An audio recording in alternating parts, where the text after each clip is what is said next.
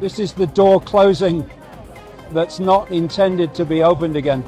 And the idea is everything you do, I mean everything eventually, you will need a digital ID, and your digital ID will be connected to a digital currency. If you want to see what's planned for the West tomorrow, then look at China today, where if you are not behaving in a way that the government wants you to behave, then you lose credits in their social credit system.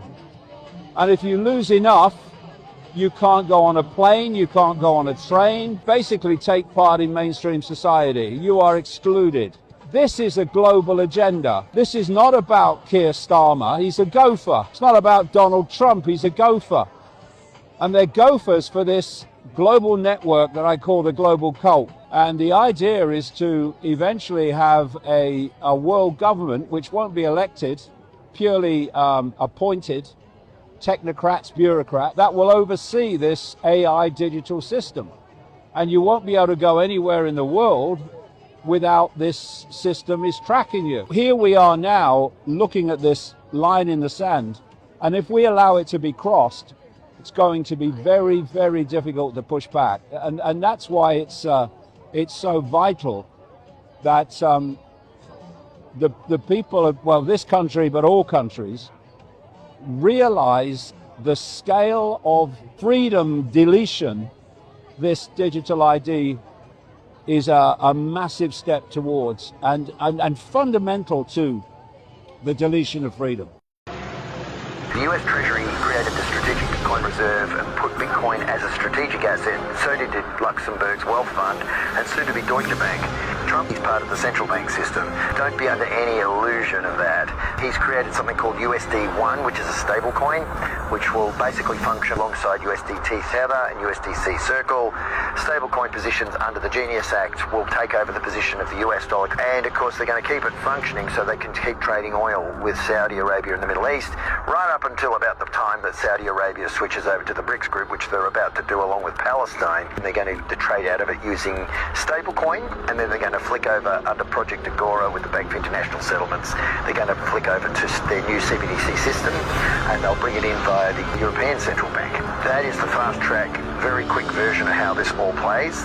What it will mean in the end is that the US dollar will fail, stablecoin will take over temporarily, most will end up on UBI, which is a terrible position. The rest will end up in CBDC. Those that are in Bitcoin and commoditized assets like gold and silver will do very well because the USD goes to zero here, along with all pegged fiat currencies. Treasuries are worthless. Long-term treasuries are dead. All we need now is for short-term treasuries to die, and that's the end of the USD.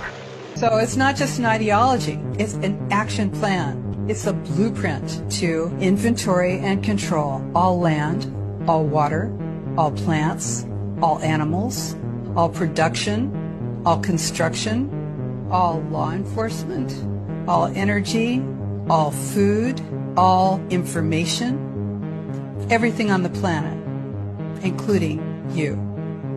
Sustainable development. Now, when you see the term sustainable development, of course you think you know what it means, but you really don't know what it means. And when you see the term SMART, which is sustainability, monitoring, assessing, rating, and tracking you, there's total continuity between Malthus, a corporate group called the Club of Rome, universities, the philanthropies. You've got the corporate, the governance, and the foundations and organizations, including the Holy See, the Vatican. This is the last free generation, the coming together of the systems of governments, the new information apartheid across the world, the linking together is such that none of us will be able to escape it in just a decade. Our identities will be coupled to it, the information sharing is such that none of us will be able to escape it. We are all becoming part of the state, whether we like it or not.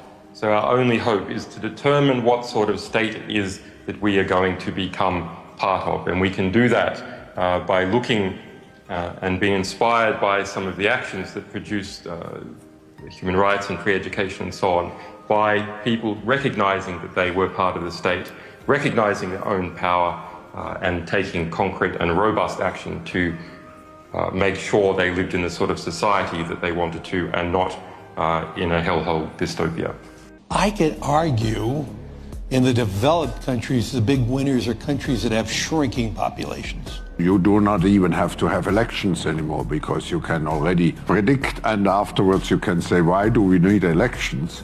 Because we know what the result will be. Our primary mission is, in fact, to set a global standard for the world for behavior. What we are very proud of now is the young generation, like Prime Minister Trudeau, President of Argentina and so on, so that we penetrate the cabinets. You want the function, you want the service, right? Why do you want to own a cell phone if you can just lease it? And if you lease, why shouldn't you lease your refrigerator or your washing machine or your dishwasher, or why do you want to own it? I propose putting an end to anonymity on social media. If 1 billion people stop eating meat, I tell you it has a big impact. Can you imagine that in 10 years when we are sitting here, we have an implant in our brains? And we measure your brain waves. There's some really interesting research that we can plant false memories in the brain. People believing that they've been at Disney World with characters who are not Disney characters, taking photographs with those characters. And substituting humans for machines is going to be far easier in those countries that have declining populations. Cash is about to completely disappear in 847 days as the EU have just passed new legislation into law that prohibits financial freedom. Starting 2027, you will not be able to make any cash purchases over 10,000 euros. This becomes illegal. Also starting in 2027, which actually has already kind of started now, is every single European exchange will have to have KYC. You will no longer be able to have any self-hosted wallets or anonymous wallets. When it comes to transacting cryptocurrency, anything over 1,000 euros will have to be state approved. If it's not, you could be prosecuted, and all of those transactions are tracked and traced. The digital euro, also known as a central bank digital currency, will be officially introduced in 2029. And all of this infrastructure being put into place now is to facilitate the new CBDC. Everything analysed, everything tracked, everything traced. This is not just proposed or a theory, this is now law. So you have 847 days in the EU until cash becomes contraband, and 1,308 days until a central bank digital currency is introduced. Are you prepared? Planning a trip to Europe, you're going to have to hand over way more than your passport when you get there. As part of a new entry-exit system, visitors to most European countries will have to provide 4 fingerprints and a facial photo at a self-operated kiosk. The information will be stored for 3 years, with the photo being used for ID verification on later visits. Travelers who refuse to provide their biometric data will be denied entry. The goal of the program is to enhance security and speed up border crossings, it is said.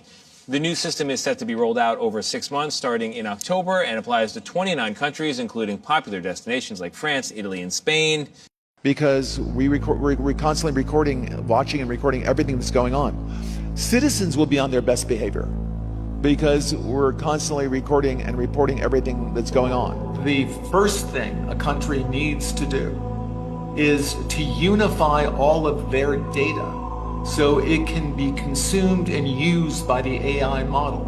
You have to take all of your healthcare data, your diagnostic data, your electronic health records, your genomic data. The NHS in the UK has an incredible amount of population data, but it's fragmented.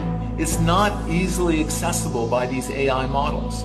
We have to take all of this data we have in our country and move it into a single, if you will, unified data platform. So we provide context. When we want to ask a question, we've provided that AI model with all the data they need to understand our country. So that's the big step. That's kind of the missing link. We need to unify all of the national data, put it into a database where it's easily consumable by the AI model, and then ask whatever question you like. The important thing to understand about central bank digital currency in an all digital financial system is it's not a currency. It's a control grid. Now, the process to implement central bank digital currency around the world is being overseen by the Bank of International Settlements in Basel, Switzerland. And the Bank of International Settlements is owned by its members. The New York Fed and the Fed are both, the Board of Governors are both shareholders in the BIS. 63 of the top central banks are in the BIS, and they are running a process with a major partnership with the Federal Reserve to implement CBDCs in their prototyping around the world. In 2020, October 2020, there was a panel at the IMF on cross-border payments. Jay Powell, chairman of the Federal Reserve, was there. Augustine Carstens was there, and Augustine Carstens said the following. Our analysis on CBDC, in particular for the use of general use, we tend to establish the equivalence with cash, and there is a huge difference there. For example, in cash, we don't know, for example, who's using a $100 bill today. We don't know who is using a 1,000 peso bill today.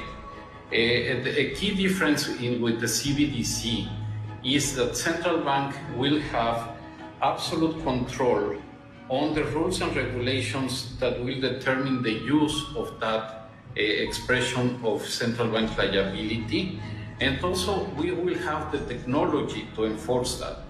Those two issues are extremely important, and that makes a huge difference with respect to what cash is.